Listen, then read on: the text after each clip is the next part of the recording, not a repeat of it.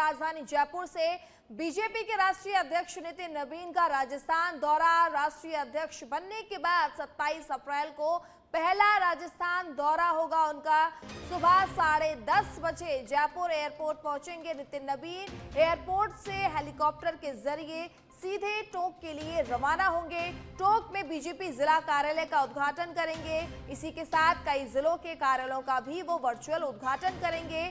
CM Bhajanlal Sharma और मदन राठौड़ भी इस दौरान मौजूद रहेंगे उनके साथ, जबकि दोपहर 2:30 बजे टोंक से जयपुर लौटेंगे नितिन नवीन। जयपुर में 11 स्थानों पर भव्य स्वागत किया जाएगा, इसकी तैयारियां की गई हैं। एयरपोर्ट से लेकर शहर के प्रमुख सर्किलों पर स्वागत कार्यक्रम, ओटीएस में सरकारी कार्यक्रम में भी भाग लेंगे। जबकि शाम 5:15 बजे प्रदेश भाजपा कार्यालय पहुंचेंगे नवीन। 6 बजे प्रदेश पदाधिकारियों और 7 बजे कोर कमेटी की बैठक लेंगे।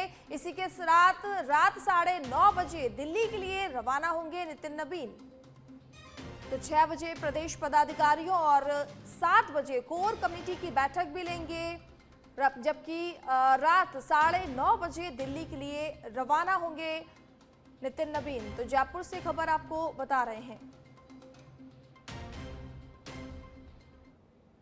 अगली खबर भी जयपुर से है, जहां बीजेपी राष्ट्रीय अध्यक्ष नितिन नवीन के दौरे की तैयारियां तेज हैं। प्रदेश अध्यक्ष मदन राठौड़ ने ओटीएस पहुंचकर लिया जायजा। यहीं से युवा मोर्चा की बाइक रैली की शुरुआत होगी। युवा मोर्चा प्रदेश अध्यक्ष शंकर गौरा ने तैयारियों का जायजा लिया, तैयारियों की स्थिति को परखा। तो देखिए, नितिन नवीन के दौरे को लेकर तमाम सुरक्षा व्यवस्थाओं का ध्यान दिया जा रहा है और इसी क्रम में तैयारियों का जायजा लिया गया है। युवा मोर्चा की बाइक रैली की कल शुरुआत होगी। तो युवा मोर्चा प्रदेश अध्यक्ष शंकर गौरा से जानी तैयारियों की स्थिति।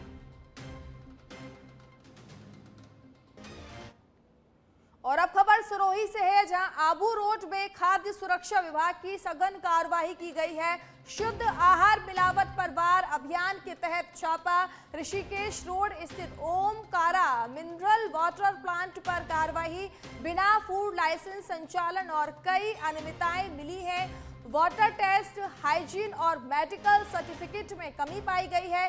टीम ने सैंपल लेकर लैब जांच के लिए भेज दिए हैं। साथ ही साथ आरओ प्लांट को सीज कर बिक्री पर भी रोक लगा दी है। आपको बता दें कि खाद्य सुरक्षा अधिनियम के तहत नोटिस जारी किया गया है। विक्रेताओं को नियमों और साफ सफाई के निर्देश भी दिए गए हैं। कार्रवाई के दौरान खाद्य सुरक्षा, पीएचआई और राजस्व टीम मौजूद रही।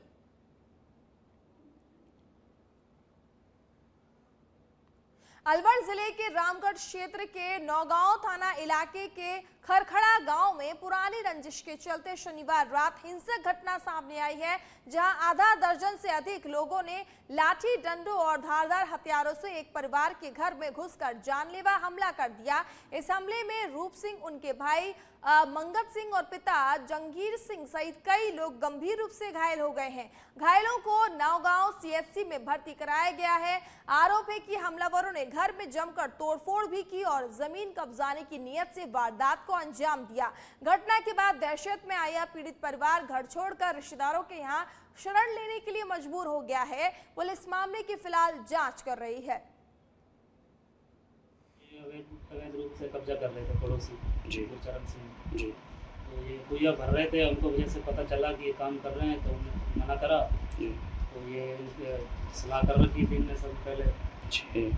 तो ये लाठी डंडे ईंट से टकराव हमारे घर पे आ रहे थे। तो पापा को इसने मारा दिलेर सिंह ने तलवार से। और अब खबर सिरोही से है, जहां रेवदर क्षेत्र में सनवाड़ा सिरोड़ी मार्ग पर भीषण सड़क हादसा। 2 ट्रेलरों की आमने सामने जोरदार भिड़ंत। एक ट्रेलर का कैबिन पूरी तरह से दबकर हुआ क्षतिग्रस्त। चालक के कैबिन में फंसे होने की सूचना, गले में लोहे का सरिया फंसने की भी जानकारी। एक अन्य घायल को एम्बुलेंस से रेफर किया गया है। वहीं सूचना पर अनादरा थाना पुलिस मौके पर पहुंची है। मौके पर लोगों की भारी भीड़ जुटी हुई है। प्रारंभिक जानकारी में ट्रेलर तमिलनाडु क्षेत्र के बताए जा रहे हैं। तो एक ट्रेलर की देखिए टक्कर हो गई है, चालक के कैबिन में फंसे होने की सूचना है, जबकि जो एक व्यक्ति घायल हुआ है उसे अस्पताल में भर्ती कराया गया है। तो सनबाड़ा सरोही मार्ग पर यह भीषण सड़क हादसा हुआ है। दो ट्रेलरों की आमने सामने इस दौरान जोरदार भिड़ंत हुई है। एक ट्रेलर का कैबिन पूरी तरीके से दबकर क्षतिग्रस्त हो गया है, साथ ही साथ चालक के कैबिन में फंसे होने की सूचना भी मिली है। वहीं सूचना मिलने के बाद मौके पर पुलिस भी पहुंची है और एम्बुलेंस भी पहुंच चुकी है। राहत एवं बचाव का कार्य जारी है और जो घायल व्यक्ति है उसे अस्पताल में भर्ती करा दिया गया है, जहां उसका इलाज जारी है। राजस्थान के दौसा जिले से एक हृदय विदारक घटना सामने आई है, जहां रामगढ़ पचवारा थाना क्षेत्र के चांदावास गांव में एक 12वीं कक्षा की छात्रा का शव मिलने से पूरे इलाके में सनसनी फैल गई। मृतका की पहचान कोमल के रूप में हुई है, जिसका शव उसके घर से करीब 400 मीटर दूर एक आड़ू के पेड़ से लटका हुआ मिला। इस घटना के बाद से गांव में दहशत और शोक का माहौल है। परिजनों से मिली जानकारी के अनुसार कोमल बीती देर शाम से अचानक घर से लापता हो गई थी। परिवार के लोग पूरी रात उसे आसपास और जान पहचान वालों के यहाँ तलाश रहे थे, लेकिन उसका कहीं कोई सुराग नहीं लगा। सुबह जब ग्रामीणों ने घर से कुछ ही दूरी पर पेड़ से शव लटका देखा तो परिवार में कोहराम मच गया। अजमेर जिले के अराई कस्बे में तेज रफ्तार थार द्वारा बाइक को टक्कर मारने से दर्दनाक हादसा हो गया है, जिसमें मां, बेटे सहित 3 लोगों की मौत हो गई है। जानकारी के अनुसार गीता घासल अपने बेटे और भांजे के साथ बाइक से गांव लौट रही थी, तभी एसडीएम ऑफिस के पास थार ने उन्हें टक्कर मार दी। हादसे में 2 युवकों की मौके पर ही मौत हो गई, जबकि गंभीर घायल गीता ने किशनगढ़ अस्पताल में उपचार के दौरान दम तोड़ दिया। घटना के बाद थार चालक मौके से फरार हो गया। पुलिस ने वाहन जब्त कर लिया है और मामले की जांच जारी है।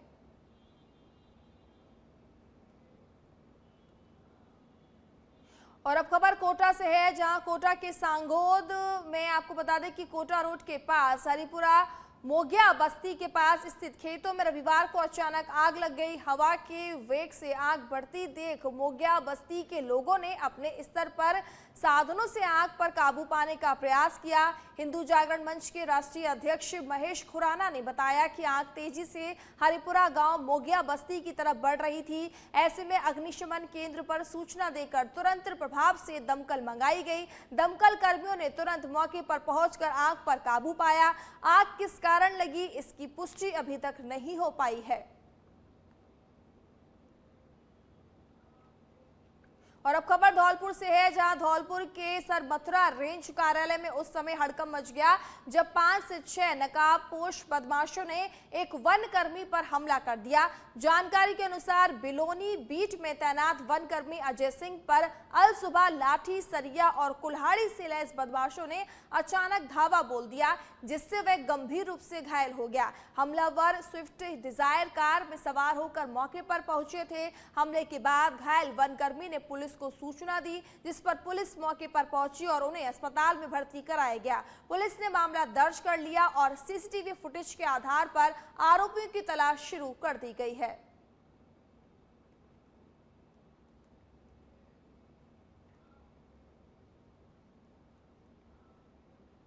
और खबर टोंक से है, जहां टोंक के बनेठा थाना क्षेत्र में खाकी का मानवीय चेहरा देखने को मिला, जब पुलिस टीम एक मैस कर्मचारी की बेटियों की शादी में सहारा बनकर पहुंचे। मैस कर्मचारी भैरूलाल प्रजापत की बेटी नेहा और पूजा के विवाह में थाना प्रभारी भागीरथ सिंह के नेतृत्व में पूरी पुलिस टीम ने मायरा भरकर सामाजिक सरोकार का उदाहरण पेश किया। पुलिस टीम गाजे बाजे के साथ भैरूलाल के घर पहुंची और पारंपरिक रीति रिवाजों के अनुसार भात की रस्म निभाते हुए 75,211 नगद और कपड़े भेंट किए। इस दौरान महिलाओं ने मंगल गीत गाए और माहौल भावुक हो उठा।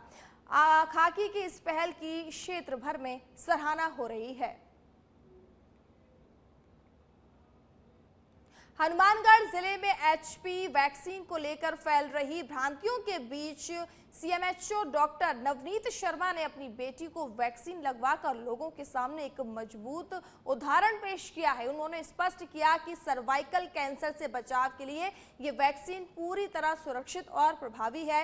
राज्य सरकार द्वारा 15 वर्ष तक की बच्चियों को ये वैक्सीन निःशुल्क उपलब्ध कराई जा रही है, जबकि बाजार में इसकी कीमत करीब 4,000 रुपए से अधिक है। डॉक्टर शर्मा ने कहा कि सोशल मीडिया पर भी फैलाई जा रही अफवाहों पर ध्यान न दें और वैज्ञानिक तथ्यों पर भरोसा करें। उन्होंने अभिभावकों से अपील की है कि वह अपनी बेटियों के स्वास्थ्य और सुरक्षित भविष्य के लिए ये वैक्सीन जरूर लगवाएं। ये मानगढ़ में जो मुख्य चर्चा का विषय हमारा रहता है, एक तो मुख्य तरह से कैंसर और दूसरा नशा। हम सभी ये बात करते हैं कि इस जिले में कैंसर के रोगी बढ़ते जा रहे हैं, लेकिन जब सरकार का इनिशिएटिव आया है, एकमात्र कैंसर है जिसको हम वैक्सीन से बचा सकते हैं, सर्वाइकल कैंसर। उसके लिए सरकार ने शुरुआत की है एचपीवी वैक्सीन की।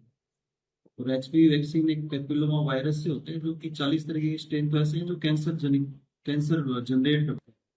और ये कैंसर ऐसा नहीं है कि महिलाओं के लिए भी होता है, ये पुरुषों में भी कैंसर करता है। Oropharyngeal cancer, rectal cancer, penile cancer. लेकिन सरकार अभी बच्चियों पे फोकस कर रही है और 14 से 15 साल की बच्चियों पे ही फोकस है। आने वाले टाइम में जब हम हमारी बच्चियों की जब शादियां करने जाएंगे, चूंकि जागरूकता बढ़ रही है, तो ऐसा नहीं होगी सामने वाले ये पूछे कि आपने इस टाइम पे सर्वाइकल कैंसर की वैक्सीन लगाई। बूंदी में नवनियुक्त जिला कलेक्टर हरफूल सिंह यादव ने रविवार को शहर का सघन निरीक्षण कर विकास कार्यों, सड़कों और सफाई व्यवस्था का जायजा लिया। उन्होंने पुलिस लाइन, मीरा गेट, जैत सागर, नवल सागर झील सहित कई प्रमुख क्षेत्रों का दौरा कर अधिकारियों को मौके पर ही आवश्यक निर्देश दिए। कलेक्टर ने नगर परिषद को 1 माह में सफाई व्यवस्था पूरी तरह दुरुस्त करने के निर्देश दिए। वहीं अतिक्रमण हटाकर विकास कार्यों में तेजी लाने पर जोर दिया। नवल सागर झील और म्यूजिकल फाउंटेन क्षेत्र में सफाई और पार्किंग व्यवस्था सुधारने को कहा गया। साथ ही आमजन से नालियों में कचरा नहीं डालने की अपील करते हुए शहर को स्वच्छ और व्यवस्थित बनाने पर भी जोर दिया गया। खबर बूंदी से है, जहां पर बूंदी में राजस्थान प्रदेश कांग्रेस कमेटी के निर्देशानुसार संगठन बढ़ाओ लोकतंत्र बचाओ अभियान के तहत विधानसभा स्तरीय संगठनात्मक बैठक आयोजित की गई। इस बैठक में बूंदी विधानसभा प्रभारी वाजिद अली चिता और विधायक हरिमोहन शर्मा, जिला अध्यक्ष महावीर मीणा सहित कई नेताओं ने कार्यकर्ताओं को संबोधित किया। वक्ताओं ने कहा कि कांग्रेस कार्यकर्ता निडर होकर जनता के बीच रहकर न्याय की लड़ाई लड़ते रहे और आगे भी लड़ते रहेंगे। उन्होंने पार्टी को गरीब, पिछड़े और असहाय वर्ग की आवाज बताते हुए संगठन को और मजबूत करने का आह्वान किया। नेताओं ने यह भी कहा कि बूंदी जिला प्रदेश में कांग्रेस का मजबूत गढ़ है, जहां कार्यकर्ता लगातार मेहनत कर रहे हैं।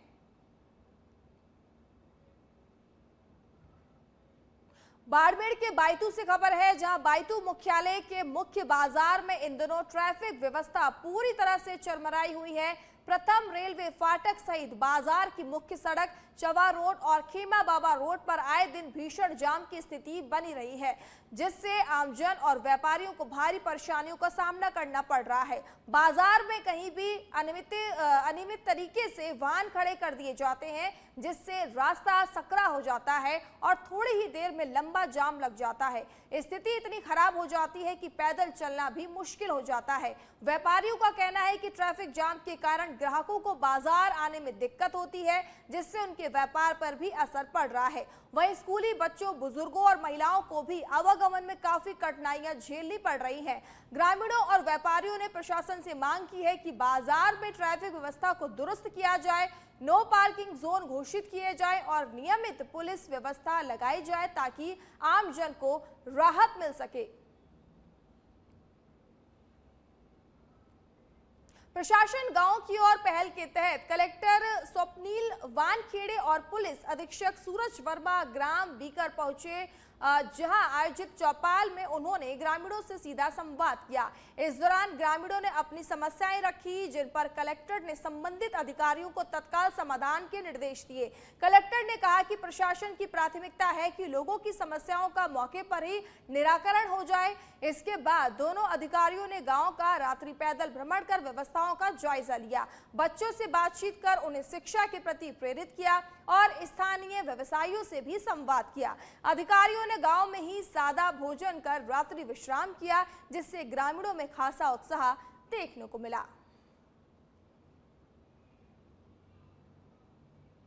भिंड में भाजपा महिला मोर्चा की प्रदेश मंत्री डॉक्टर अंजलि रायजादा ने जिला कार्यालय में आयोजित प्रेस कॉन्फ्रेंस के दौरान नारी शक्ति वंदन अधिनियम को लेकर विपक्ष पर जमकर निशाना साधा। उन्होंने आरोप लगाया कि कांग्रेस, समाजवादी पार्टी, टीएमसी और अन्य दलों ने मिलकर महिला आरक्षण के से जुड़े 131वें संविधान संशोधन विधेयक को रोककर अपनी महिला विरोधी मानसिकता उजागर कर दी है। रायजादा ने कहा कि ये विधेयक महिलाओं को 33% आरक्षण देने की दिशा में एक महत्वपूर्ण कदम था, जिसे राजनीतिक स्वार्थों के चलते बाधित किया गया है। उन्होंने इसे देश की आधी आबादी के अधिकारों के साथ अन्याय बताते हुए कहा कि इससे लोकतंत्र में महिलाओं की भागीदारी प्रभावित हो रही है। इस दौरान कई पदाधिकारी भी मौजूद रहे। जब होगी तभी महिला सशक्तिकरण संभव है। आज अगर हम सामान्य अधिकारों की केवल बात करें कांग्रेस की तरह और उनके सहयोगी दलों की तरह, तो ऐसा नहीं हो पाएगा। ये केवल आदरणीय नरेंद्र मोदी जी थे जिन्होंने महिलाओं को हर संवेदन उनके पीरियड को समझा। जब वो गर्भ में गर्भस्थ शिशु है महिला, उसके लिए भी उन्होंने बेटी बचाओ बेटी पढ़ाओ ऐसी योजना लागू की। फिर जब वो गर्भस्थ थी तो उसकी माता के लिए मातृ वंदना योजना बाहर आई, तो लाडली लक्ष्मी योजना, लाडली बहना योजना, ऐसे उज्ज्वला योजना, जनधन योजना, पीएम आवास योजना, ऐसी अनेक योजना है। विधवा जो पेंशन मिलती है, फ्री राशन योजना, उन्होंने समझा महिलाओं को दर्द के लिए, इसीलिए वो विशेष सत्र बुला के उन्होंने भरसक